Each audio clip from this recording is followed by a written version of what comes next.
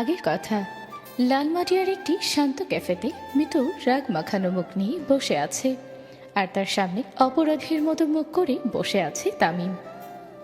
আমি আপনাকে পরিষ্কার ভাষায় বলছি তামিম সাহেব, আপনি এক্ষুনি ওটা ডিলিট করবেন। আরে ডিলিট করবো কেন? ছবিটা তো বেশ কিউট এসছে। কিউট এসেছে? আমি ফুসকা মুখে নিয়ে চোখ গোল গোল করে আছি, ওটা কিউট? অবশ্যই, চাঁদেরও তো দাগ থাকে। আপনার না হয় একটা হাঁ করা ছবি থাকলো। মুখ সামলে কথা বলুন, আমি মিতু, আমার কোনো হাঁ করার ছবি থাকতে পারে না। ফেসবুকে তো আমি দিচ্ছি না, আমি তো শুধু আমার ফোনের গ্যালারিতে রেখেছি। হোয়াট? আমার পারমিশন ছাড়া আপনি ওটা গ্যালারিতে সেভ করে রেখেছেন? আরে আমি তো আপনার ছবি তুলতে যাইনি, আমি তো জাস্ট ক্যাফের ওই গাছটার ছবি তুলেছিলাম। গাছের ছবি তুলেছেন তো আমি গাছের আড়ালে ফুচকা খাচ্ছিলাম কেন? সেটা তো আমার দোষ না, আপনি তো গাছের পেছনে লুকিয়ে ফুচকা গেছিলেন। গিলছিলাম মানে? আমি খুব ভদ্রভাবে খাচ্ছিলাম। ভদ্রভাবে ফুচকা পুরোটা একসাথে মুখে পড়ে দেওয়া যায় নাকি? হ্যাঁ যাই, আমি পারি, আপনার তাতে কি? আমার কোনো সমস্যা নেই, আমি তো জাস্ট ছবিটা মেমোরি হিসেবে রেখে দিয়েছি। আমার সাথে আপনার কিসের মেমোরি? হ্যাঁ, আপনি তো আমার আপুর দেবর ছাড়া আর কেউ নন। শুধু দেবর কেন, আমি তো আপনার ভালো একজন শুভাকাঙ্ক্ষী। আমার এমন শুভাকাঙ্ক্ষীর কোনো দরকার নেই, আপনি ফোনটা দিন বলছি। ফোন দিলে তো আপনি ছবিটা ডিলিট করে দেবেন। হ্যাঁ, ডিলিট করতেই তো চাচ্ছি, দিন ফোনটা। ইম্পসিবল, এই ছবি আমি ডিলিট করবো না, এটা আমার কপিরাইট। কপিরাইট মানে? ফেস তো আমার। কিন্তু ক্লিকটা তো আমার আইফোনের, সো ছবিটা আমার সম্পত্তি। আপনি কিন্তু খুব বেশি বাড়াবাড়ি করছেন তামিম সাহেব। আমি একদম নর্মাল আছে, আপনিও রেখে গিয়ে কপালে ভাঁজ ফেলছেন। রাখবো না, আপনি আমার পারমিশন ছাড়া ছবি তুলেছেন। আচ্ছা বাবা, এটা শর্তে ডিলিট করতে পারি। কি শর্ত? তাড়াতাড়ি বলুন। কালকে বিকেলে আপনি আমার সাথে ধানমন্ডি লেকে একটু হাঁটতে যাবেন। হোয়াট? আপনার সাথে আমি লেকে হাঁটবো? আপনার কি মাথা খারাপ হয়ে গেছে? হাঁটলে কি এমন ক্ষতি হবে? লেক তো সবার জন্যই খোলা। সবার জন্য খোলা হলো, আপনার সাথে হাঁটার মতো সময় আমার নেই। তাহলে ছবিটা আমার ফোনেই থাকবে, আমি এটা ডিলিট করছি না। অসহ্য। আপনি আপনি একটা আস্ত ব্ল্যাকমেইলার। ব্ল্যাকমেইল না, এটাকে বলে কিউট নেগোসিয়েশন। নেগোসিয়েশন নিজের কাছে রাখুন, আমি চললাম। আরে শুনুন, বিলটা কে দেবে? আপনিই দিবেন, ছবি তোলার জরিমানা হিসেবে বিলটা আপনি পে করবেন। মিতু রাগে পা ঠুকে ক্যাফে থেকে বেরিয়ে গেল, আর তামিম তার ফোনের স্ক্রিনে মিতুর ফুচকা খাওয়ার সে হাসি খুশি ছবিটার দিকে তাকিয়ে একা একাই হাসতে লাগলো। এরপর 4টি দিন কেটে গেছে, মিতুর সাথে তামিমের আর দেখা হয়নি। তবে তাদের অব্যক্ত খুনসুটিগুলো মনের ভেতর রয়ে গেছে। তাদের পরিচয় হলো আমাদের আজকের গল্পের নায়ক নায়িকা। তাদের সম্পর্কের ব্যাপারে এখনই বুঝতে পারবেন। সুন্দর এক রৌদ্রোজ্জ্বল সকালে ধানমন্ডিতে তামিমদের দোতলা বাড়ির ডাইনিং স্পেসে বেশ একটা হট্টগোল চলছে।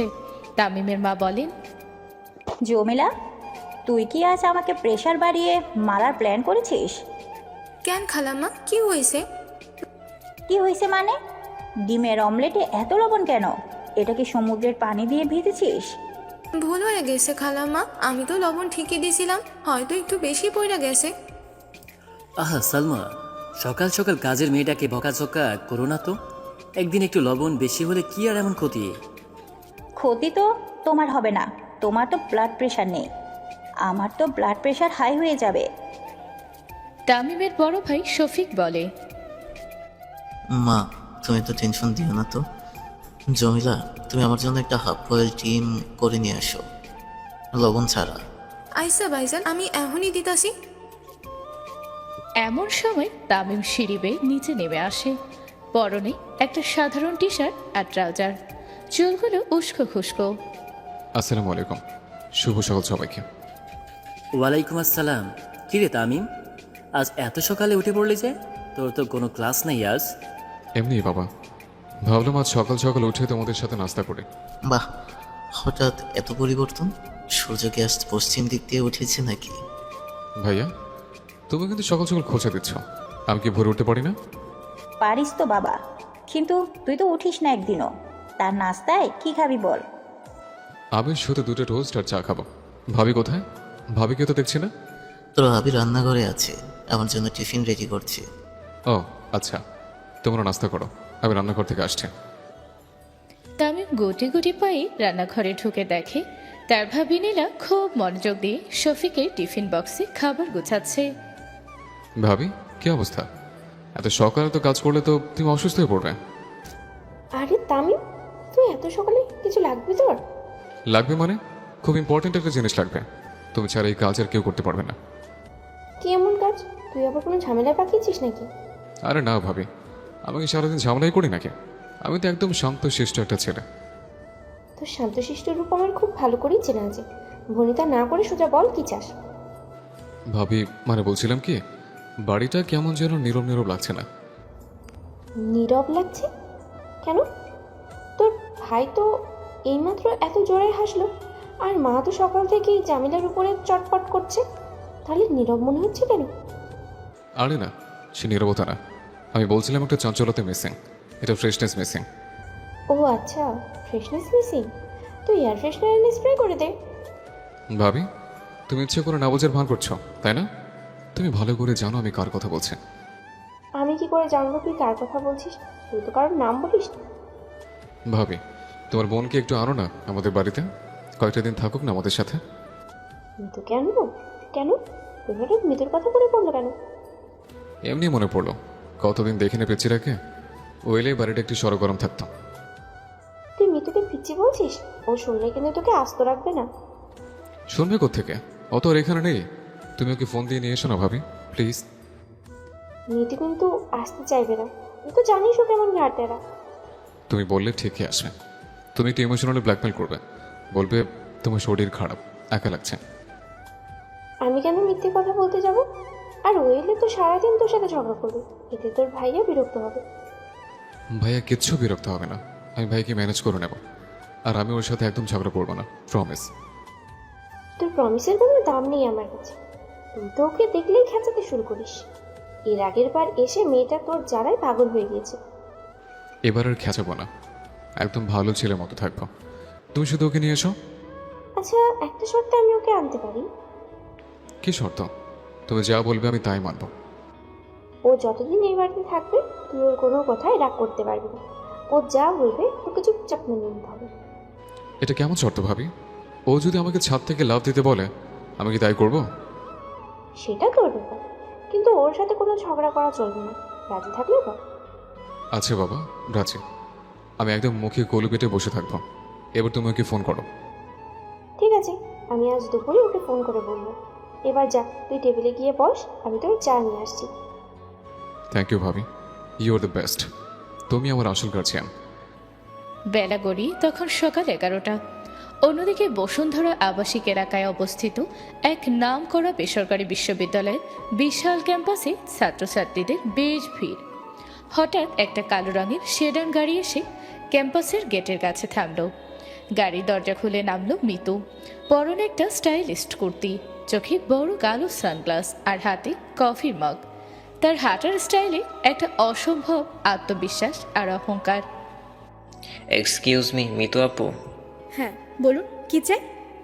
আপু আমি নয়ন, বিবিএ ফার্স্ট ইয়ার। এই গোলাপটা আপনার জন্য। গোলাপ?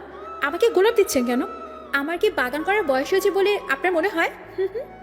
না আপু, মানে আপনি অনেক সুন্দর তো তাই। আমি সুন্দর সেটা আমি খুব ভালো করেই জানি। এর জন্য আপনার গোলাপ দিয়ে সেটা প্রমাণ করার কোনো দরকার নেই। আপু আমি আসলে আপনাকে অনেক পছন্দ করি। তো পছন্দ করবেন তো আমি কি করব? আমাকে তো অনেকেই পছন্দ করে। আমি কি সবার হাতে একটা করে গোলাপ ধরিয়ে দিব? না আপু, আমি একটু অন্যরকম ভাবে। শুনুন নয়নবাবু, আপনি ফার্স্ট ইয়ারে পড়ে, মন দিয়ে পড়াশোনা করুন। এইসব ফালতু রোমান্স করার জন্য অনেক সময় পাবেন। এখন শুনুন, আমার ক্লাসে দেরি হয়ে যাচ্ছে। মিতু নয়নকে পাশ কাটিয়ে গটগট করে ভেতরে চলে গেল। নয়ন বেচারা বোকার মতো গোলাপ হাতে দাঁড়িয়ে রইল। দূর থেকে মিতুর বান্ধবী তুলি আর যারা এই দৃশ্য দেখে হাসতে হাসতে এগিয়ে এলো। কি রে মিতু, সকাল সকাল একটা কচি ছেলের মন ভেঙে দিলি? একটু তো মায়া দয়া করতি। মায়া দয়া দেখাতে আমি এখানে আসিনি। আমার পেছনে ঘুরতে হলে একটা স্ট্যান্ডার্ড লাগে।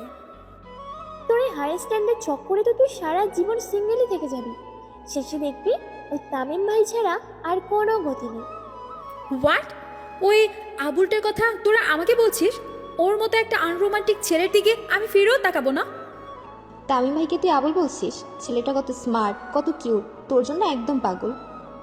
পাগল হলে পাবনা মেন্টাল হাসপাতালে যাক, আমার পেছনে ঘোরার কোনো দরকার নেই। আর তাছাড়া ও আমার আপুর দেবো। তুই কিন্তু তামিম ভাইকে একটু বেশি ইগনোর করিস। ছেলেটা তোকে এত ভালোবাসে, একটু তো পাত্তা দিতে পারিস। পাত্তা দিব? আমার কি খেয়ে দিয়ে কোনো কাজ নেই? আমি মৃত্যু, আমার একটা লেভেল আছে। ওই তামিমকে আমি আমার ধারে কাছেও ঘেঁষতে দিব না। দেখিস, একদিন এই তামিম ভাইয়ের প্রেমে পড়েই তুই হাবুডুবু খাবি, তখন আমরা হাসবো। তোদের সেই দিন আর দেখতে হবে না। আমি আর প্রেমে পড়া ইম্পসিবল। চল এবার ক্লাসে চল। দুপুর 1টার দিকে ক্যাম্পাস জুড়ে একটা অলস নীরবতা নেমে আসে। ক্যাফেটেরিয়াতে অবশ্য বেশ ভিড়। এক কোণের একটা টেবিলে বসে আছে তামিম এবং তার দুই বন্ধু রনি আর ফয়সাল। বসে আছিস কেন? মিতুকে আজকেও তোকে রিজেক্ট করেছে? রিজেক্ট করার সুযোগই তো দিচ্ছে না। সামনে গেলে আমার একটা ভাবনা হয় যেন আমি কোনো এলিয়ান। ভাই তুই একটা কাজ কর, ওর এই ভাব ভাঙার জন্য কোনো একটা সলিড প্ল্যান কর। এভাবে চলতে থাকলে তো তুই বুড়ো হয়ে যাবি। কি প্ল্যান করবো? ও তো কোনো কিছুতে ইমপ্রেস হয় না। ফুল দিলে বলে অ্যালার্জি আছে, চকলেট দিলে বলে দাঁত নষ্ট হয়ে যাবে। শোন, মেয়েদের ইমপ্রেস করার সবচেয়ে সেরা উপায় হলো সিনেমার মতো কোনো হিরোইক এন্ট্রি নেওয়া, একদম শাহরুখ খানের স্টাইলে। শাহরুখ খানের স্টাইল? সেটা আবার কেমন? আমি কি এখন ক্যাফেটেরিয়া টেবিলে উঠে 2 হাত ছড়িয়ে দাঁড়িয়ে বলবো তুঝে দেখা তো ইয়ে জানা সনম? আরে গাধা, সেটা না। মনে কর মিতু হেঁটে যাচ্ছে, হঠাৎ ওর হাত থেকে কিছু একটা পড়ে যেতে নিল, আর তুই সুপারম্যানের মতো গিয়ে সেটা ধরে ফেললি। ব্যাস, মেয়ে একদম ফিদা। আইডিয়াটা কিন্তু খারাপ না। মিতুর তো সারাদিন কফির কাপ হাতে নিয়ে ঘোরার স্বভাব আছে। তুই শুধু খেয়াল রাখবি কখনো হোঁচট খায়। ও তো হোঁচট খায় না, ও তো এমনভাবে হাঁটে যেন রেড কার্পেটে ক্যাটওয়াক করছে। ওই দেখ, মিতু আর ওর বান্ধবীরা এদিকে আসছে। মিতুর হাতে একটা কফির কাপ আছে, তুই রেডি হ। কি রেডি হব? আমি তোর পায়ে লাং মারবো নাকি যাতে ও পড়ে যায়? আরে না, তুই শুধু তোর পাশ দিয়ে হেঁটে যাবি। ও যখন তোর দিকে না তাকিয়ে পাশ কাটিয়ে যেতে চাইবে, তখন তুই এমন একটা মুভমেন্ট করবি যেন ওর কফিটা ছিটকে পড়ে যাচ্ছে, আর তুই সেটা ক্যাচ করে নিবি। এটা কি প্র্যাকটিক্যাল কোনো প্ল্যান হলো? কফি তো গরম, আমার হাতে পড়লে তো পড়ে যাবে। প্রেমের জন্য একটু হাত পড়ালে কি হয়? তুই যা, এগিয়ে যা, be a man. Tamim nervous হয়ে টেবিল থেকে উঠে দাঁড়ালো। মিতু তার দুই বান্ধবীকে নিয়ে ঠিক সেই পথে আসছিল। তামিম হিরোর মতো বুক ফুলিয়ে মিতুর দিকে এগিয়ে গেল। হাই মিতু, কি অবস্থা? আপনার তাতে কি? আপনি রাস্তা ছাড়ুন, আমার যাওয়ার জায়গা দিন। মিতু পাশ কাটিয়ে যেতেই তামিম সিনেমার কায়দার তার হাতটা ধরতে গেল, কিন্তু ঠিক তখনই একজন ওয়েটার সুপের বাটি নিয়ে পাশ দিয়ে যাচ্ছিল। তামিমের পা স্লিপ করে সোজা ওয়েটারের গায়ের ওপর পড়ল। কি গরম! আরে ভাই, দেখা চলবেন তো, আমার সব সুপ তো ফেইলা দিলেন। হ্যাঁ, ক্যাফেটেরিয়ার সবাই হা করে তামিমের দিকে তাকিয়ে আছে। তামিম ফ্লোরে স্যুপ মাখা অবস্থায় বসে আছে। তুলি আর যারা মুখ চেপে হাসছে। মিতু ভ্রুকুচকে নিজে তামিমের দিকে তাকালো। স্টাইল বাড়তে গিয়ে তো নিজেরই স্যুপ হয়ে গেলেন। আপনাকে তো বলেছিলাম রাস্তা দেখে চলতে, তা না হিরোগিরি দেখাতে এলেন। আমি তো হিরো করে দেখাতে আসেনি, আমি তো জাস্ট হোঁচট খেয়েছিলাম। আপনার হোঁচট খাওয়ার স্টাইলটা খুব সুন্দর। প্রতিদিন এভাবে একবার করে পড়লে ক্যাফেটেরিয়ার ফ্লোরটা একদম পরিষ্কার হয়ে যাবে। আপনি আমাকে এভাবে অপমান করছেন? অপমান তো আপনি নিজেরটা নিজেই করলেন। এখন তাড়াতাড়ি উঠুন, না হলে পিঁপড়ে ধরে যাবে। বাই দ্য ওয়ে, স্যুপের কালারটা আপনার টি শার্টের সাথে দারুণ ম্যাচ করেছে। মিতু একটা মিষ্টি কিন্তু তার ছেলের হাসি দিয়ে বান্ধবীদের নিয়ে চলে গেল। তামিম ফ্লোরে বসে মিতুর সেই হাসির দিকে মুগ্ধ হয়ে তাকিয়ে রইল। রনি আর ফয়সাল দৌড়ে এসে তামিমকে টেনে তুলল। ভাই, তুই তো পুরো ইজ্জতের ফালুদা বানিয়ে দিলি। এটা কি করলি তুই? দোস্ত, তুই দেখলি ও হাসলো। মিতু আমার দিকে তাকিয়ে হাসলো। ভাই তোর কি মাথায় আঘাত লেগেছে? ও তো তোকে পচিয়ে হাসলো। যাই হোক না কেন, ওর এই হাসিটা জাস্ট কিলার ছিল। আমার সুপে পড়াটা সার্থক। বিকেল 5টা বেজে গেছে। এদিকে গুলশানে মিতুদের সুন্দর সাজানো ফ্ল্যাটে একটা তাড়াহুড়োর পরিবেশ। মিতুর বাবা মা আজ রাতের ফ্লাইটে 1 সপ্তাহের জন্য সিঙ্গাপুর যাচ্ছেন। মিতু, তুই কিন্তু একদম সাবধানে থাকবি। দরজা জানালা ঠিক মতো বন্ধ করবি রাতে। মা, তুমি এত টেনশন করছো কেন? আমি কি ছোট আছি নাকি? আমি সব সামলে নিতে পারবো। মারে, তুই চাইলে তোর খালার বাসায় গিয়ে থাকতে পারিস। এই 1 সপ্তাহ একা একা থাকাটা ঠিক হবে না। বাবা, আমি একা থাকতে পছন্দ করি। তোমরা নিশ্চিন্তে যাও, কোনো সমস্যা হবে না। তোর খালা তো আবার ঢাকার বাইরে গেছে। আমি বরং নীলাকে বলে যাই, তুই ওদের বাড়িতে গিয়ে থাক। না মা, প্লিজ, আপুর শ্বশুর বাড়িতে আমি কিছুতেই গিয়ে থাকবো না। ওই বাড়িটা একদম বোরিং। বোরিং হলে বোরিং, তুই একা থাকতে পারবি না। আমি নীলাকে ফোন করে বলে দিচ্ছি। মিতুর মা ও বাবা লাগেজ নিয়ে এয়ারপোর্টের উদ্দেশ্যে বেরিয়ে গেলেন। মিতু সোফায় বসে টিভি দেখছিল। হঠাৎ তার ফোন বেজে উঠল। স্ক্রিনে ভাসছে নীলার নাম। হ্যালো আপু, মা নিশ্চয়ই তোমাকে ফোন করে ডিউটি দিয়ে দিয়েছে। মা তো ডিউটি দিয়েছেই, আর আমারও তো একটা দায়িত্ব আছে। তুই একা একা ওই ফ্ল্যাটে কি করবি? এখনই ব্যাগ গুছিয়ে আমাদের এখানে চলে আয়। আপু আমি যাব না, আমি এখানে বেশ ভালো আছি। তোমাদের বাড়িতে গেলে আমার দম বন্ধ হয়ে আসে। দম বন্ধ হয়ে আসে মানে? তুই কি এখানে আসলেই পাহাড়ে থাকিস যে অক্সিজেন পাস না? তুই আসবি মানে অবশ্যই আসবি, বাই। আপু তুমি জোর করছো কেন? আমি সত্যিই যেতে চাই না। শোনে তুই যদি না আসিস তাহলে আমি নিজে গিয়ে তোকে কান ধরে নিয়ে আসবো। তুই কি চাস আমি এই সন্ধ্যায় জ্যাম ঠেলে ওখানে যাই? কিন্তু আপু। কোনো কিন্তু না, আমি তামিমকে পাঠাচ্ছি গাড়ি দিয়ে। তুই 1 ঘন্টার মধ্যেই রেডি থাকবি। হোয়াট? ওই আবুলটাকে পাঠাচ্ছ কেন? ও তো রাস্তায় আমাকে জ্বালিয়ে মারে। তামিমকে আবুল বলবি না, বেচারা কত ভালো। তুই রেডি হও, ও বেরোচ্ছে। নীলা লাইন কেটে দিল। মিতু ফোনটা সোফায় ছুঁড়ে ফেলে রাগে গজরাতে গজরাতে নিজের বেডরুমে গেল। উফ, এই আবুটাকে নিয়ে আর পারা যায় না। আর ওই তামিম, ওর তো আজ খবর আছে আমার হাতে। মিতু তার আলমারি খুলে কাপড় গোছাতে শুরু করলো। হঠাৎ তার চোখ গেল আলমারির ভেতরে একটা ছোট ড্রয়ারের দিকে। সে ধীর পায়ে এগিয়ে গিয়ে ড্রয়ারটা খুলল। ড্রয়ারের ভিতরে একটা পুরনো ফেড হয়ে যাওয়া ছেলেদের হাতঘড়ি রাখা। ঘড়িটা দেখে মিতুর চঞ্চল মুখটা মুহূর্তের মধ্যে ফ্যাকাশে হয়ে গেল। চোখের দৃষ্টিতে একটা গভীর শূন্যতা আর অব্যক্ত যন্ত্রণা ফুটে উঠল। কেন কেন তুমি এমন করলে? আমি তো তোমাকে বিশ্বাস করেছিলাম, তোমাকে অনেক ভালোবেসেছিলাম। মিতুর চোখ দিয়ে এক ফোঁটা জল গড়িয়ে পড়ল। সে দ্রুত হাত দিয়ে চোখ মুছে ফেলল। ঘড়িটা আবার ড্রয়ারে রেখে সজোরে ড্রয়ারটা বন্ধ করে দিল। সে আয়নার সামনে দাঁড়িয়ে নিজের চোখে চোখ রাখল। না, আমি আর কাউকে আমার ইমোশন নিয়ে খেলতে দিব না। আমি মিতু, আমি কাঁদি না, আমি কাঁদাই সবাইকে। মিতুর মুখে আবার সেই পরিচিত অহংকারী এক দুষ্টু হাসিটা ফিরে এলো। সে ড্রয়ার থেকে তার সবচেয়ে ভারী 3টা ট্রলি ব্যাগ বের করলো। তামিম বাবু আসছেন আমাকে রিসিভ করতে। আজ তোমাকে দিয়ে যদি আমি কুড়িগিরি না করিয়েছি তবে আমার নামও মিতু না। মিতু গুনগুন করে গান গাইতে গাইতে ইচ্ছে করে ব্যাগের ভেতর মোটা মোটা বই আর অপ্রয়োজনীয় জিনিসপত্র ভরতে শুরু করলো, যাতে ব্যাগগুলো অসম্ভব ভারী হয়ে যায়। তার মাথায় এখন একটাই চিন্তা, কিভাবে তামিমকে নাজেহাল করা যায়। সন্ধ্যা 7টার দিকে গুলশানের রাস্তাগুলোতে গাড়ির বেশ ভিড়। মিতুদের অ্যাপার্টমেন্ট বিল্ডিংয়ের নিচে গাড়ি পার করে অপেক্ষা করছে তামিম। তার এক হাতে একটা সুন্দর লাল গোলাপ। কিছুক্ষণ পর লিফটের দরজা খুলতেই তামিমের চোখ চড়ক গাছ। মিতু দাঁড়িয়ে আছে, আর তার চারপাশে 5-6টা বিশাল সাইজের ট্রলি ব্যাগ। কি ব্যাপার, আপনি কি আমাদের বাড়িতে চিরস্থায়ী বন্দোবস্ত নিয়ে যাচ্ছেন নাকি? আপনার তাতে কি? আমার দরকারি জিনিসপত্র আমি সাথে নিব না। দরকারি জিনিসপত্র মানে? 1 সপ্তাহের জন্য কি এত বড় ট্রলি ব্যাগ নেয়? আমি নেই, আমার দিনে 3বার ড্রেস চেঞ্জ করতে হয়। আপনার মতো তো আর একটা টি শার্ট পরে পুরো সপ্তাহ কাটাই না। তা ঠিক আছে, কিন্তু এতগুলো ব্যাগ আমি একা গাড়িতে তুলবো কি করে?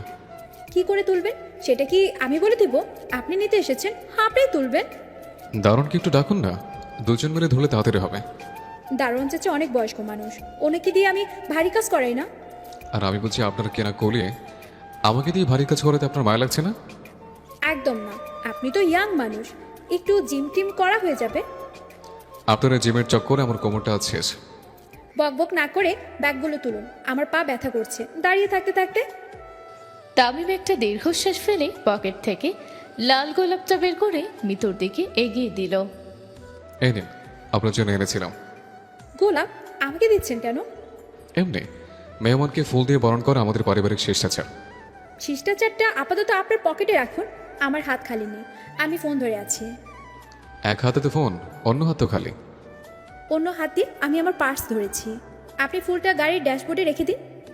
আপনার আসলে ফুলের কদর বোঝার মতো মনই নেই। আমার মন নিয়ে আপনাকে পিএইচডি করতে হবে না, আপনি বরং কুলির কাজটা মন দিয়ে করুন। তামিম মনে মনে জ্বললেও মুখে একটা মিষ্টি হাসি ধরে রেখে এক একে ভারী ব্যাগগুলো গাড়ির ডেকিতে তুলতে শুরু করলো। মিতু সানগ্লাস চোখে দিয়ে নবাব জাতির মতো গাড়ির ফ্রন্ট সিটে গিয়ে বসলো। কিছুক্ষণ পর গাড়ি মেন রাস্তায় উঠতে মিতু বিরক্ত নিয়ে এসির ভেন্টের দিকে হাত বাড়ালো। গাড়ির এসি কি নষ্ট নাকি আপনাদের? নষ্ট হতে যাবে কেন? একদম ফার্স্ট ক্লাস সার্ভিস দিচ্ছে। সার্ভিস দিচ্ছে তো আমার গরম লাগছে কেন? এটা একটু বাড়িয়ে দিন। এসি তো অলরেডি 18তে দেওয়া আছে, এর নিচে তো আর নামবে না। তাহলে ফ্যানের স্পিড বাড়িয়ে দিন, আমার দম বন্ধ হয়ে আসছে। ফ্যান স্পিড বাড়ালে তো শব্দ হবে, আর 18তে তো এমনিতেই বেশ ঠান্ডা। আপনার ঠান্ডা লাগছে কারণ আপনার শরীরে চর্বি নেই, আমার গরম লাগছে, আপনি স্পিড বাড়ান।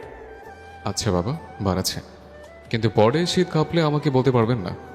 আমার অত শীত লাগে না, আপনি নিজের চরকায় তেল দিন। তামিম এসির স্পিড বাড়িয়ে দিয়ে গাড়ির মিউজিক সিস্টেম অন করলো। খুব সুন্দর একটা সফট রোমান্টিক গান বাজাতে শুরু করলো। উফ, এটা কি গান ছেড়েছেন? কেন, সুন্দর একটা রোমান্টিক গান। লং ড্রাইভে এসব গানই তো ভালো লাগে। লং ড্রাইভ না চাই, জ্যামের মধ্যে বসে আছেন, এর মধ্যে আবার রোমান্টিক গান। জ্যামের বিরক্তি কমাতে তো গানটা দিলাম। আপনার এই ঘ্যান ঘ্যানে গান শুনে আমার বিরক্তি আরো বেড়ে যাচ্ছে, এটা চেঞ্জ করুন। আপনার সমস্যাটা কি বলুন তো? কিসে শান্তি পান আপনি? আমি চুপচাপ থাকতে শান্তি পাই, গানটা বন্ধ করুন প্লিজ। আমি গাড়ি চালাচ্ছি, আমার একটু রিফ্রেশমেন্ট দরকার, গান চলবে? চলবে না, আপনি বন্ধ না করলে আমি নিজে স্পিকারের তার ছিঁড়ে ফেলবো। আচ্ছা ঠিক আছে, আমি চেঞ্জ করে দিচ্ছি। রাক্ষসী একটা। কি বলেন আপনি? আমি রাক্ষসী? আমি কিছু বলিনি, আমি তো গানের লিরিক্স গাচ্ছিলাম। আমি কি স্পষ্ট শুনেছি আপনি আমাকে রাক্ষসী বলেছেন? আপনার গানের একটা দেখানো উচিত। আমি বলেছি রাক্ষসী গান। মিথ্যাবাদী, আপনার মতো ফাজিল ছেলে আমি জীবনও দেখিনি। তামিম শব্দ করে হেসে দিল। মিতুর আগে মুখ ফুলিয়ে জানালার বাহিরের দিকে তাকিয়ে রইল। ধানমন্ডির বাড়িতে পৌঁছাতে পৌঁছাতে রাত প্রায় 8টা বেজে গেল। তামিমদের দোতলা বাড়ির ড্রয়িং রুমে তখন উৎসবের আমেজ। মিতুকে দেখি তামিমের মা সালমা বেগম দৌড়ে এসে তাকে জড়িয়ে ধরলেন। আরে আমার মামনিটা এসেছে, কতদিন পর দেখলাম তোকে। খালামণি, আমিও আপনাকে অনেক মিস করেছি। আপনি কেমন আছেন? আমি তো ভালো আছি মা, তুই তো শুকিয়ে গেছিস একদম। কি যে বলেন খালামণি, আমি তো আগের মতোই আছি, আপনি বরং অনেক ইয়াং হয়ে গেছেন। আসো মা, ভেতরে আসো, দাঁড়িয়ে রইলে কেন? আসসালামু আলাইকুম আঙ্কেল, আপনার শরীর ভালো এখন? ওয়ালাইকুম আসসালাম, আলহামদুলিল্লাহ মা, এখন বেশ ভালো আছি। তুমি আসেই বাড়িটা আজ খুব সুন্দর লাগছে। মিতু একদম লক্ষ্মী মেয়ের মতো সবার সাথে কুশল বিনিময় করছে। তামিম সোফায় বসে হা করে মিতুর এইরূপ পরিবর্তন দেখছিল। মা, ও মোটেও শুকায়নি, একটু আগে আমাকে দিয়ে 5টা ভারী ব্যাগ টানিয়েছে। আহারে, তামিম ভাইয়ের বুঝি খুব কষ্ট হয়েছে? আমি তো নিষেধ করেছিলাম। নিষেধ করেছিলেন? আপনি তো আমাকে হুকুম দিচ্ছিলেন। কি যে বলেন না তামিম ভাই, আমি আপনাকে হুকুম দিতে যাবো কেন? তামিম, তুই আবার মিতুর সাথে লাগছিস? মেয়েটা এত জার্নি করে এসেছে আর তুই ওকে কথা শোনাচ্ছিস? মা, তুমি তো জানো না ও গাড়িতে কি করেছে। আমার গানের সিস্টেমটা প্রায় ভেঙে ফেলেছিল। খালামণি, আমি কিন্তু কিচ্ছুই করিনি, তামিম ভাই ইচ্ছে করে আমার সাথে ঝগড়া করছিল। মিতু খুব আদুরে গলায় কথাগুলো বলে আড়ালে তামিমের দিকে তাকিয়ে একটা ভেঙচি কাটল। নীলা সিঁড়ি দিয়ে নামতে নামতে এই দৃশ্য দেখে হেসে ফেলল এবং তামিমকে চোখ টিপে ইশারা করলো। মিতু, তুই ফ্রেশ হয়ে নে, আমি টেবিলে খাবার দিচ্ছি। ঠিক আছে আপু, আমি আসছি। রাত 8:30টায় সবাই ডাইনিং টেবিলে বসেছে। সালমা বেগম নিজ হাতে মিতুর পছন্দের অনেকগুলো পদ রান্না করেছেন।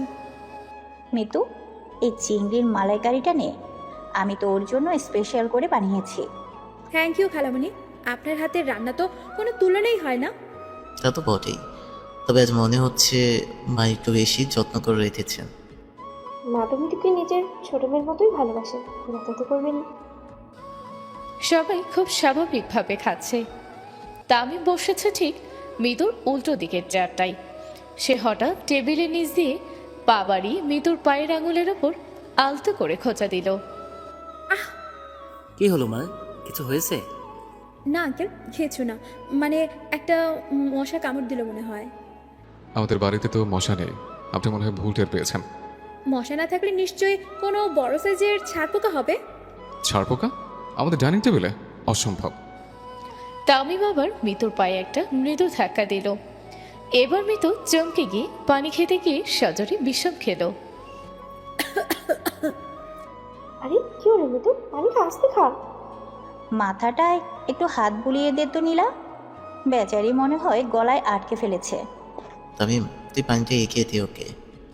তামিম খুব ভদ্র ছেলের মতো মিতুর দিকে পানির গ্লাসটা এগিয়ে দিল, কিন্তু তার ঠোঁটের কোণে একটা দুষ্টু হাসি আটকে ছিল। আস্তে আস্তে খান, এত তারা তো নেই। আপনার দয়া দেখাতে হবে না, আমি ঠিক আছি। আমি তো জাস্ট হেল্প করছিলাম। আপনার হেল্পের নমুনা আমি টেবিলের নিচে টের পাচ্ছি। টেবিলের নিচে কি টের পাচ্ছিস মা? কিছু না খালামণি, আমি বলছিলাম টেবিলের নিচে মনে হয় একটা বিড়াল আছে। বিড়াল তো কাঁচা খায়, চিংড়ি মাছ তো খায় না। বিড়ালটা চিংড়ি মাছ না খেলেও খুব ডিস্টার্ব করছে। আপনি একটু পাটা গুটিয়ে বসুন, তাহলে আর বিড়াল ডিস্টার্ব করতে পারবে না। মিতু রাগে কটমট করে তামিমের দিকে তাকালো। তামিম একদম নিষ্পাপ মুখ করে নিজের প্লেটের খাবারে মনোযোগ দিল। সবার অগোচরে তাদের এই নীরব যুদ্ধ টেবিলের নিচে চলতেই থাকলো। রাত বেজে 11টা, পুরো বাড়ি নিস্তব্ধ হয়ে গেছে। মিতু একা ছাদে দাঁড়িয়ে আছে, ফুরফুরে বাতাসে তার চুলগুলো উঠছে। তামিম দুটো মগে ধোঁটা কফি নিয়ে নিঃশব্দেই ছাদের দরজায় এসে দাঁড়ালো। মিতু রেলিংয়ে ভর দিয়ে আকাশের দিকে তাকিয়েছিল। কফি খাবেন? আপনি এখানে কি করছেন? আমি একা থাকতে চাই। একা থাকতে চাইলে তো আর খোলা ছাদে আসা যায় না, এখানে তো বাতাসও আপনার সঙ্গ দিচ্ছে। আপনার কাব্যিক কথাবার্তা শোনার মুড আমার নেই। মুড ঠিক করার জন্য তো কফিটা এনেছে, নেন ধরুন। আমি আপনার হাতে কফি খাবো না। কেন? বিষ মেশানো আছে বলে মনে হচ্ছে? বিষ না থাকলেও অন্য কিছু মেশানো থাকতে পারে, আপনার তো কোনো ভরসা নেই। আচ্ছা, আমি আগে খেয়ে প্রমাণ দিচ্ছি। তামিম নিজের মগ থেকে এক চুমুক খেয়ে মিতুর দিকে অন্য মগটা বাড়িয়ে দিল। মিতু একটু ইতস্তত করে শেষমেশ কফির মগটা হাতে নিল। চিনি ঠিক মতো দিয়েছেন তো? আপনার জন্য স্পেশাল করে বানিয়েছে, মিষ্টি তো একটু বেশি হবে। আপনার ওই ওভার স্মার্টনেস আমার একদম পছন্দ না। কিন্তু আপনার এই রাগি রাগি রূপটা আমার খুব পছন্দ।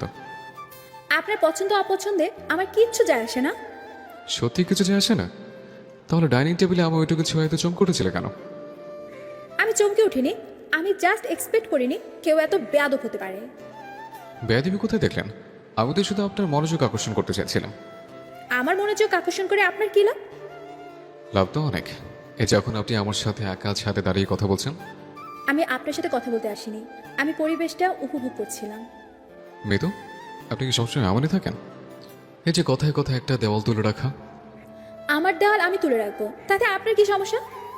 সমস্যা আছে, কারণ দেওয়ালের পেছনে মানুষটা যে খুব একা, সেটা আমি বুঝতে পারি। তামিমের এই কথাই মিতু হঠাৎ জমে গেল। কফির মগটা তার হাতে হালকা কাঁপতে শুরু করলো। সে তামিমের চোখের দিকে তাকালো। সেখানে কোনো দুষ্টুমি নেই, আছে এক অদ্ভুত মায়া। আপনি আমাকে বিচার করার কে?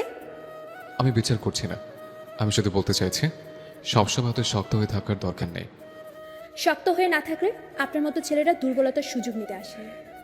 সবাই সুযোগ নিতে আসে না মিতু, কেউ কেউ পাশে দাঁড়াতেও আসে। পাশে দাঁড়ানো? হাহ, সব ছেলেদের এই একই রূপ। শুরুতে খুব মিষ্টি কথা বলে, তারপর। মিতু কথাটা শেষ করতে পারল না। তার গলাটা হঠাৎ ভারী হয়ে এলো। চোখের দৃষ্টিতে একটা গভীর ভয় আর অস্বস্তি ফুটে উঠল। সে কফির মগটা রেলিংয়ের উপর রেখে দিল। আমার ঘুম পাচ্ছে, আমি নিচে যাচ্ছি। মিতু শুনুন, আমি আপনাকে কষ্ট দেওয়ার জন্য কিছু বলিনি। গুড নাইট তামিম ভাই। মিতু আর এক মুহূর্ত না দাঁড়িয়ে দ্রুত ছাদ থেকে নিচে নেমে গেল। তামিম একা ছাদে দাঁড়িয়ে রইল। তার মনের ভেতর হাজারটা প্রশ্ন ঘুরপাক খাচ্ছে। মিতুর এই ভয়ার্ত চোখ আর অসমাপ্ত কথাটা তামিমকে ভাবিয়ে তুলল। রাত প্রায় 12টা। নীলার বেডরুমে একটা ডিম লাইট জ্বলছে। মিতু তার বোন নীলার পাশে শুয়ে আছে। নীলা আলতো করে মিতুর চুলে বিলি কেটে দিচ্ছে। কিরে, ঘুম আসছে না তোর? না আপু, জায়গা পরিবর্তন হলে আমার সহজে ঘুম আসে না। জায়গা পরিবর্তন নাকি মনের ভিতরে অস্থিরতা? কি যে বলিস না আপু, আমার কিসের অস্থিরতা? তুই আমার ছোট বোন মিতু, তোর মুখের হাসিটা হয়তো বাইরের মানুষকে ধোকা দিতে পারে, আমাকে না। তুই বেশি ভাবছিস আপু, আমি একদম ঠিক আছি। ঠিক যদি থাকতিস তাহলে তামিমকে এত এড়িয়ে চলতিস না। আবার ওই ছেলের কথা তুলছিস? ও তো আস্ত একটা ফাজিল। ফাজিল হতে পারে, কিন্তু তামিমের মতো ভালো ছেলে আজকালকার দিনে পাওয়া খুবই মুশকিল। সব ছেলেরাই বাইরে থেকে ভালো সাজে আপু, ভেতরটা সবারই এক। সবাই এক হয় নারী পাগলি। তামিম তোকে সত্যি অনেক পছন্দ করে, যেটা তোকে নিয়ে কত ভাবে। ভাবুক, আমি চাই না কেউ আমাকে নিয়ে ভাবুক, আমি একা থাকতে চাই। একা মানুষ কতদিন বাঁচতে পারে? অতীতটাকে আঁকড়ে ধরে আর কতদিন এই মিথ্যে অহংকার দিয়ে ঘুরবি তুই? অতীত শব্দটা শোনা মাত্রই মিতুর বুকের ভেতরটা মুচড়ে উঠল। সে আর নিজেকে ধরে রাখতে পারল না। হঠাৎ নীলাকে জড়িয়ে ধরে ফুপিয়ে কেঁদে উঠল। আপু, আমি আর কাউকে বিশ্বাস করতে পারবো না। কাঁদিস না মিতু, আমি আছি তো তোর সাথে। কেন আমার সাথে এমন হলো আপু? আমি তো তাকে নিজের চেয়েও বেশি ভালোবেসেছিলাম। সে কেন আমাকে এত বড় ধোকা দিল? যে ধোকা দিয়েছে সে তোকে পাওয়ার যোগ্য ছিল না, তার জন্য তুই নিজের বর্তমানটাকে কেন নষ্ট করছিস? আমি ভয় পাই আপু, খুব ভয় পাই। তামিম ভাই যখন ভালোবেসে কিছু বলে, আমার শুধু মনে হয় এই ভালোবাসার পেছনেও কোনো না কোনো স্বার্থ লুকিয়ে আছে। তামিমের কোনো স্বার্থ নেই মিতু। ও তোর এই ফেক অহংকারটা ভাঙতে চায়, কারণ ও জানে তুই ভিতরে ভিতরে কতটা ভেঙে আছিস। আমি পারবো না আপু। আমি নতুন করে কাউকে আমার জীবনে জায়গা দিতে পারবো না। আমার সেই সাহস নেই। সময় দে নিজেকে, সব ক্ষত একদিন ঠিক সেরে যাবে। তুই শুধু একবার তামিমকে বোঝার চেষ্টা কর। মিতু আর কোনো উত্তর দিল না। সে নীলার বুকে মুখ লুকিয়ে নীরবে কাঁদতে লাগলো। তার চঞ্চলতা আর অহংকারের মোটা দেওয়ালটা দাঁড়ালে লুকিয়ে থাকা একটা ভাঙা মন আজ আবার ডুকরে কেঁদে উঠল। পরের দিন সকালে রাতের সেই ভারী কান্নার পর সকালটা বেশ শান্তভাবেই কেটেছে। মিতুর মন ভালো করার জন্য নীলা তাকে আর তার দুই বান্ধবী তুলি ও যারাকে নিয়ে যমুনা ফিউচার পার্কে শপিংয়ে এসেছে। বেলা গড়িয়ে তখন দুপুর একটা। মিতুর তার চেনা ফর্মে ফিরে এসেছে। একটা নামি দামি ব্র্যান্ডের শোরুমে সেলসম্যানকে প্রায় ঘামিয়ে ছেড়ে দিচ্ছে মিতু। আজই তার দুই পাশের পেছনে হ্যাঙ্গারে ঝোলানো শার্টের আড়াল থেকে উঁকি মারছে তামিম, রনি আর ফয়সাল। ভাইয়া, আপনাকে আমি কি বললাম? আমাকে একটা সি গ্রিন কালারের কুর্তি দেখান। ম্যাডাম, এই যে এটা তো সি গ্রিন কালারই। আপনার কি কালার ব্রাইটনেস আছে? এটা তো কচি পাতা সবুজ। ম্যাডাম, সি গ্রিন তো এমনই হয়। এমন হয় না, আমি চাচ্ছি যেটা সমুদ্রের পানির মতো সবুজ হবে, কিন্তু তাতে আবার একটু নীলচে আভা থাকবে। ম্যাডাম, ওই কালারটা তো এই মুহূর্তে স্টকে নেই। স্টকে নেই তো দোকান খুলে বসেছেন কেন? হ্যাঁ, বন্ধ করে দিন। দূর থেকে মিতুর এই কাণ্ড দেখে তামিমের দুই বন্ধু রনি আর ফয়সাল ফিসফিস করে কথা বলতে শুরু করলো। দোস্ত, এই মেয়ে তো সেলসম্যানকে আজ মেরেই ফেলবে। তুই এর বিয়ে করলে তোর অবস্থা কী হবে ভেবেছিস? আমার কিছু হবে না, আমি তো ওর এই পাগলামিগুলো এনজয় করে। তুই এনজয় করিস ভালো কথা, কিন্তু আমাদের পা তো ব্যথা হয়ে গেল। আর কতক্ষণ এই চোরের মতো লুকিয়ে থাকবো? আস্তে কথা বল, ও শুনে ফেলবে। আমার আর ভালো লাগছে না, আমি একটু পা সোজা করি। রনি পেছন দিকে এক পা হাঁটতে একটা বিশাল ম্যানিকুইনের অর্থাৎ পুতুলের সাথে ধাক্কা খেল। ম্যানিকুইনটা দড়াম করে ফ্লোরে পড়ে গেল। মিতু, নীলা এবং বান্ধবীরা চমকে পিছনে ফিরল। হোয়াট দা, আপনারা এখানে কি করছেন? আমরা শপিং করতে এসেছি। লেডিস কর্নারে আপনারা শার্টের পিছনে লুকিয়ে কি শপিং করছিলেন? মেয়েদের কুর্তি? না, আমরা তো ওই ভাইয়ের জন্য একটা পাঞ্জাবি খুঁজছিলাম। পাঞ্জাবি খুঁজছিলেন মেয়েদের সেকশনে? বাহ, আপনাদের লজিক তো খুব সুন্দর। না মানে, আমরা আসলে পথ হারিয়ে ফেলেছিলাম। পথ হারিয়ে ফেলেছিলেন? যমুনা ফিউচার পার্কে নাকি সাহারা মরুভূমিতে? সাহারা মরুভূমি হবে কেন? এখানকার গোলক ধাঁধার তো যে কেউ হারাতে পারে। তাই বলে একদম আমাদের পেছনে এসে হারাবেন? আপনারা তো রীতিমতো আমাদের ফলো করছিলেন। ফলো করবো কেন? আপনাদের কি ফলো করার মতো কিছু আছে? মুখ সামনে কথা বলবেন। আমরা আপনাদের মতো বেকার না যে মানুষের পেছনে ঘুরবো। ছেড়ে দে যারা, এদের কাজই তো এটা। তামিম সাহেব, আপনারা কি ভেবেছেন আপনারা জেমস বন্ড হয়ে গেছেন? জেমস বন্ড হতে যাবো কেন? আমি তো তামিম। হ্যাঁ, তামিম বন্ড। তা বন্ড সাহেব, আপনাদের স্পাইনগিরি শেষ হলে ম্যানিকুইনটা তুলে রেখে দিন, না হলে বেচারা সেলসম্যান আপনাদের জন্য জরিমানা গুনবে। আমি তুলে দিচ্ছি, কিন্তু আমরা সত্যি আপনাকে ফলো করিনি। সত্যি? তাহলে তো ভালোই হলো। আপনারা যখন শপিং করতে এসেছেন তখন আমাদের এই ব্যাগগুলো একটু ধরুন। ব্যাগ ধরবো? আমরা তো গলি না। কাল রাতে তো ভালোই গুলিগিরি করেছিলেন। ধরুন ব্যাগগুলো, বন্ড সাহেবের একটু মাসল তৈরি হোক। মিতু তার হাতের 5-6টা শপিং ব্যাগ তামিমার তার বন্ধুদের হাতে ধরিয়ে দিয়ে গট গট করে সামনে এগিয়ে গেল। নীলা মুখ চেপে হাসতে হাসতে মিতুর পিছু নিল। তামিম বন্ধুদের দিকে তাকিয়ে একটা অসহায় হাসি দিল। শপিং শেষ হতে হতে বিকেল 3টে বেজে গেল। হাঁটাহাঁটি করে সবাই ক্লান্ত, তাই ফুড কোর্টে এসে বসার সিদ্ধান্ত হলো। মিতু ইচ্ছে করেই মেনু কার্ড দেখে এমন সব আইটেম অর্ডার করলো যেগুলো খাওয়া বেশ ঝামেলার। সে চাই তামিম সবার সামনে খাবার মেখে একটা ফানি পরিস্থিতিতে পড়ুক। আমি একটা extra cheese double patty burger খাবো, আর সাথে স্পাইসি সসি উইংস। এত কিছু একসাথে খেতে পারবেন? আমার পেট আমি খাবো, আপনার সমস্যা কি? না না, কোনো সমস্যা নেই। আমি বরং একটা নর্মাল স্যান্ডউইচ নিচ্ছি। নর্মাল স্যান্ডউইচ কেন? আপনিও বার্গার খান, আমি ট্রিট দিচ্ছি।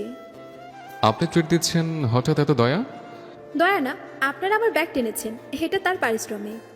পারিশ্রমিক হিসেবে বার্গারটা মন্দ না, ঠিক আছে দিন। খাবার আসার পর মিতু আর চোখে তামিমের দিকে তাকাচ্ছে। তামিম খুব নিখুঁতভাবে অত্যন্ত স্মার্টলি কাঁটা চামচ আর ছুরি ব্যবহার করে বার্গারটা কেটে খেতে শুরু করলো। তার টি শার্টে এক ফোঁটা সসও পড়লো না। আপনি বার্গার এভাবে চামচ দিয়ে খাচ্ছেন কেন? এটা তো হাতে নিয়ে খায়। হাতে নিয়ে খেলে তো মুখ মেখে যাবে। আমি একটু পরিষ্কারভাবে খেতে পছন্দ করি। ছেলেরা আবার এত পরিষ্কার হয় নাকি? ছেলেটা পরিষ্কার হয় কিনা জানি না, তবে আমি হই। মিতু তামিমকে বোকা বানাতে গিয়ে নিজেই তড়িঘড়ি করে উইংস খেতে শুরু করলো। তার ঠোঁটে দুপাশে আর গালে অনেকটা লাল সস লেগে গেল। আপনি তো দেখছি একদম ছোট বাচ্চাদের মতো খাচ্ছেন। কি বলেন? আমি বাচ্চা? তাছাড়া আর কি, আপনার গালে তো পুরো সসের ডিজাইন হয়ে আছে। মিথ্যা কথা। কোথায় সস? মিতু হাত দিয়ে গালের বাঁ দিকে বসতে গেল, কিন্তু সস লেগেছিল ডান দিকে। কোথায় ডান দিকে? এই তো মুছেছি। ওদিকে না, ডান দিকে। আরে না, আপনি তো পুরো মুখ মাখিয়ে ফেললেন। মিতু বিরক্ত হয়ে টিস্যু খুঁজতে লাগলো, কিন্তু টেবিলে টিস্যু বক্সটা তামিমের পাশে ছিল। তামিম একটা টিস্যু পেপার হাতে নিয়ে হঠাৎ মিতুর দিকে একটু ঝুঁকে এলো। কি করছেন আপনি? চুপচাপ বসে থাকুন, নড়বেন না। তামিম খুব সাবধানে অত্যন্ত আলতো করে মিতুর ঠোঁটের কোণ থেকে সসটা মুছে দিল। মিতু চমকে গিয়ে পাথর হয়ে বসে রইল। তামিমের চোখের দিকে তাকিয়ে সে কয়েক সেকেন্ডের জন্য নিজের সব ইগো অহংকার ভুলে গেল। হয়েছে, এবার একদম ক্লিন। আমি আমি নিজেই পারতাম। জানতাম তো পারতেন, কিন্তু আমি তো সাহায্য করতে চাইলাম। মিতু দ্রুত চোখ নামিয়ে নিল। তার বুকের ভেতর একটা অদ্ভুত ধুকপুকানি শুরু হয়েছে। চারপাশে রনি, ফয়সাল, তুলিয়ার যারা হা করে এই রোমান্টিক দৃশ্য দেখছিল। নীলা মিটি মিটি হাসছে। খাওয়া দাওয়া আর আড্ডা শেষে ফুড কোর্ট থেকে বের হতে হতে বিকেল 5টা বেজে গেল। শপিং মলের গেটে আসতেই দেখা গেল বাহিরের আকাশ ঘুটঘুটে অন্ধকার। মুষলধারে বৃষ্টি শুরু হয়েছে। এত জোরে বৃষ্টি এলো, এখন কি করবি? আমার ড্রাইভার গাড়ি নিয়ে এসেছে, আমরা ওই গাড়িতে চলে যাই। কিন্তু তোর গাড়িতে তো এত চুল ধরবে না। আমরা 4 জন তো আরামে বসতে পারবো। আর তামিম আর মিতু? আমি আপনাদের সাথেই যাব। আমি তো চিকন, একদম এক চিপায় বসে যাব। আরে না, চাপাচাপি করে যাওয়ার কি দরকার? তামিম তো আছে। তামিম, তুই মিতুকে নিয়ে একটা রিক্সা বা কিছু একটা ম্যানেজ করে আয়। আপু, আমি ওনার সাথে যাব না। কেন যাবে না? তামিম তো তোকে খেয়ে ফেলবে না। আমরা এগোচ্ছি, তোরা আয়। নীলা আর তার বান্ধবীরা দ্রুত জারাতের গাড়িতে উঠে বেরিয়ে গেল। মিতু রাগে ফুলতে ফুলতে শপিং মলের পট্টিকে দাঁড়িয়ে রইল।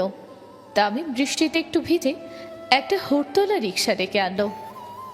চলুন মিতু, রিক্সা পেয়েছে। আমি রিক্সা যাব না, আমার বৃষ্টিতে ভিজতে ইচ্ছে করছে না। উড়ে তো আর যেতে পারবেন না, রিক্সার হুড় তোলা আছে, ভিজবেন না, তাড়াতাড়ি উঠুন। উপায় না দেখে মিতু বিরক্ত মুখে রিক্সায় গিয়ে বসলো। তামিমও তার পাশে বসলো, তবে একটু দূরত্ব বজায় রেখে। রিক্সা চলতে শুরু করলো। বৃষ্টির ছাট বাতাসের সাথে উড়ে এসে রিক্সার ভেতরে ঢুকছে। মিতুর পরনে একটা পাতলা কুর্তি থাকায় সে শীতে কাঁপতে শুরু করলো। সে হাত দুটো বুকের কাছে গুটিয়ে নিজেকে নরম রাখার চেষ্টা করছে। শীত লাগছে আপনার? না, আমার আবার কিসের শীত? শীত না লাগলে কাঁপছেন কেন? আমি কাঁপছি না, রিক্সাটা লাফাচ্ছে, তাই মনে হচ্ছে। রিক্সা লাফাচ্ছে বলে আপনার দাঁতে দাঁত বাড়ি খাচ্ছে? আপনি বেশি কথা বলেন, চুপ করে বসে থাকুন তো। তামিম কোনো কথা না বলে নিজের গায়ে থাকা ডেনিম জ্যাকেটটা খুলল। তারপর খুব সন্তর্পণে সেটা মিতুর কাঁধের ওপর জড়িয়ে দিল। কি করছেন আপনি? আমার লাগবে না। চুপচাপ বসে থাকুন, বেশি জেদ করবেন না। আপনার তো শীত লাগবে। আমার শীত লাগবে না, আমি ছেলে মানুষ, আমার গায়ে অনেক গরম। বাজে কথা বলবেন না, জ্যাকেটটা নিন। মিতু, আমি বলেছি না চুপ করে বসে থাকতে? আপনি শীতে কাঁপলে আপনার আপু আমাকে বকবে। তামিমের এই অধিকার খাটানো কথায় মিতু এবার আর প্রতিবাদ করল না। সে জ্যাকেটটা নিজের গায়ে ভালো করে জড়িয়ে নিল। জ্যাকেটের ভেতর থেকে আসা তামিমের পারফিউমের হালকা সুবাস মিতুর মনটাকে অদ্ভুত এক শান্তিতে ভরিয়ে দিল। Thank you. কিছু বললেন? শুনতে না পেলে সমস্যা নেই, আমি দ্বিতীয়বার বলি না। আমি শুনতে পেয়েছি, কিন্তু আপনার মুখে থ্যাংক ইউ শব্দটা খুব অদ্ভুত লাগছে। অদ্ভুত লাগার কি আছে? কেউ উপকার করলে তো তাকে থ্যাংক ইউ বলতে হয়। আপনার তো আবার ইগোর পাহাড়, থ্যাংক ইউ বলে যদি পাহাড় ধসে পড়ে? আপনি জ্যাকেটটা দিয়ে কি আমাকে খোটা দেওয়ার লাইসেন্স পেয়ে গেছেন? খোটা কোথায় দিলাম? আমি তো জাস্ট অবাক হলাম। মিতু তামিমের দিকে তাকিয়ে খুব মিষ্টি করে একটু হাসলো। তামিমের মনে হলো এই বৃষ্টির বিকেলের চেয়েও মিতুর এই হাসিটা বেশি একটু সুন্দর। রিক্সাটা বৃষ্টির শব্দ ছাপিয়ে ধানমন্ডির দিকে এগোতে লাগলো। সন্ধ্যা 6টা। বৃষ্টি কিছুটা কমে এসেছে, তবে রাস্তা এখনো ভেজা। রিক্সা এসে তামিমদের বাড়ির গেটে থামলো। নামো, চলে এসেছে। মিতু জ্যাকেটটা গায়ে দিয়ে রিক্সা থেকে নামলো। তার হাতে দুটো ছোট্ট শপিং ব্যাগ। তামিম ভাড়া মেটাচ্ছিল। ঠিক সেই মুহূর্তে রাস্তা দিয়ে তীব্র গতিতে একটা কালো রঙের এসইউভি গাড়ি তাদের পাশ কাটিয়ে চলে গেল। রাস্তায় জমে থাকা পানি ছিটকে পড়ল গেটের পাশে। উফ, কি অসভ্য ড্রাইভার! মিতু বিরক্ত হয়ে গাড়িটার দিকে তাকালো। গাড়িটার পেছনের জানালার গ্লাস অর্ধেক নামানো ছিল। ভেতরে বসা মানুষটার মুখটা এক ঝলক দেখতে পেল মিতু। ওই একটা পলকেই মিতুর পুরো পৃথিবী যেন থমকে গেল। তার হাতের আঙুলগুলো আলগা হয়ে গেল। শপিং ব্যাগ দুটো ধপ করে কাদার মধ্যে পড়ে গেল। আরে মিতু, ব্যাগগুলো ফেলে দিলেন কেন? মিতু কোনো উত্তর দিল না। তার চোখ দুটো বড় বড় হয়ে গেছে। সে ঘন ঘন শ্বাস নিচ্ছে। তার সারা শরীর থরথর করে কাঁপছে, তবে সেটা শীতের কারণে নয়। মিতু, কি হচ্ছে আপনার? আপনি কাঁপছেন কেন? সে এখানে? কে এখানে? আপনি কার কথা বলছেন? আমি, আমার দম বন্ধ হয়ে আসছে। মিতু, আমার দিকে তাকান। কি হয়েছে আমাকে বলুন। মিতু তামিমের কথায় কোনো কান দিল না। সে কোনো দিকে না তাকিয়ে পাগলের মতো দৌড়ে বাড়ির গেট পেরিয়ে ভেতরে চলে গেল। তামিম হতভম্ব হয়ে দাঁড়িয়ে রইল। সে দ্রুত ঘুরে সেই কালো গাড়িটার দিকে তাকালো, কিন্তু গাড়িটা ততক্ষণে রাস্তার মোড় ঘুরে অন্ধকারে মিলিয়ে গেছে।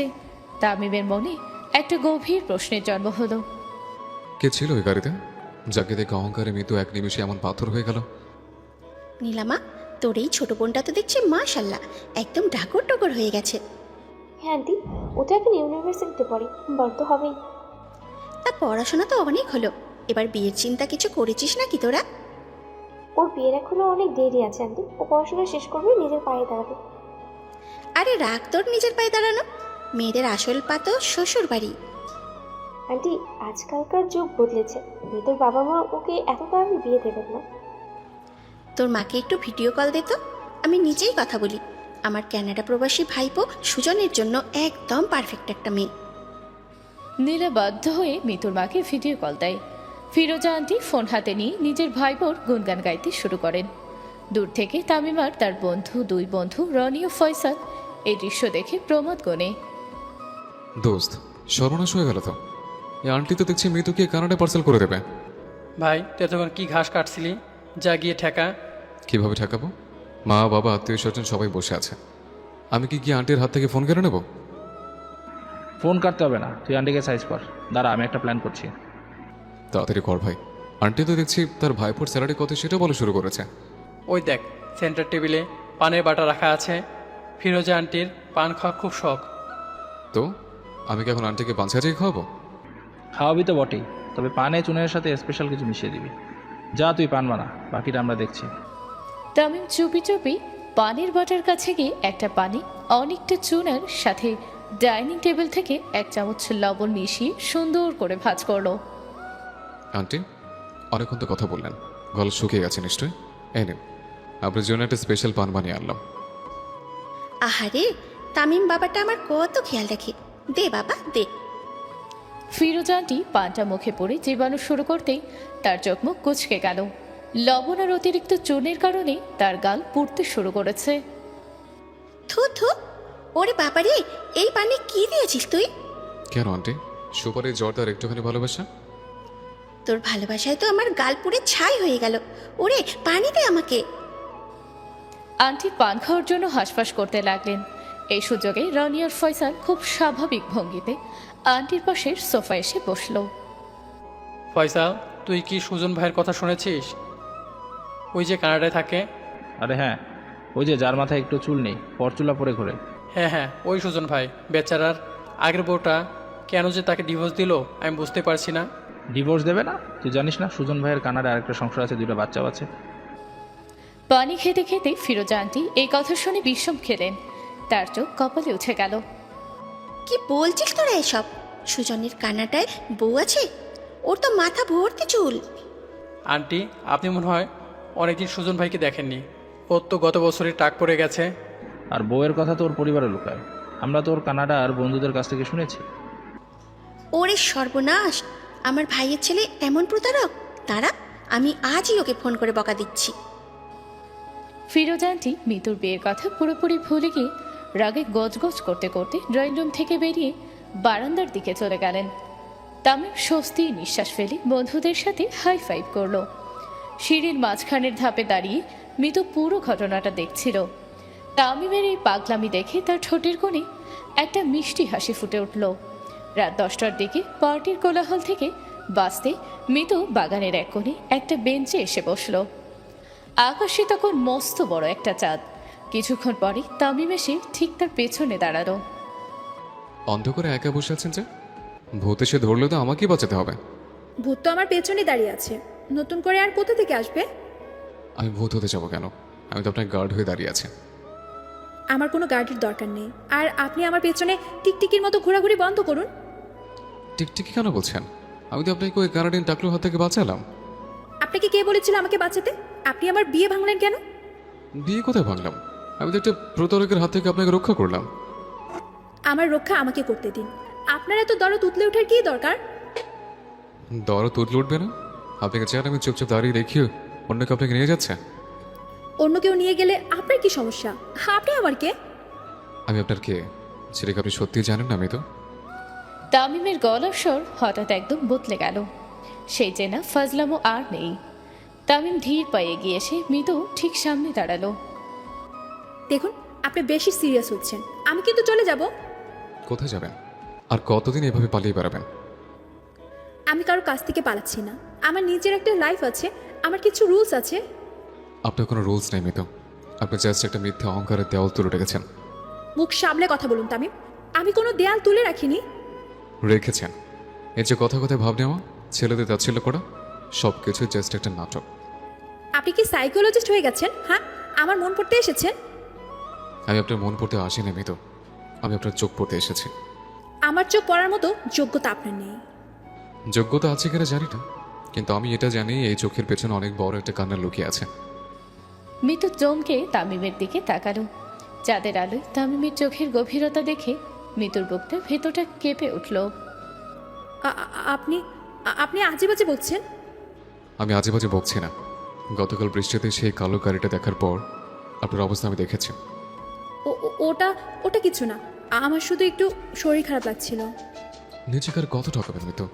কে ছিল এই গাড়িতে? কে আপনাকে এতটা ভেঙে দিয়েছে? কেউ না। আপনি আমাকে বিরক্ত করবেন না Tamim. Just leave me alone. আমি আপনাকে একা ছাড়বো না মিতু, কারণ আমি জানি এই মুহূর্তে আপনার একটা কাজ দরকার। আমার কারো কাছে দরকার নেই। সব ছেলেরা স্বার্থপর হয়, সুযোগ পেলে সবাই ধোকা দেয়। সবাই এক হয় না মিতু, কেউ কেউ সারা জীবন ছায়ের মতো পাশে থাকার জন্য আসে।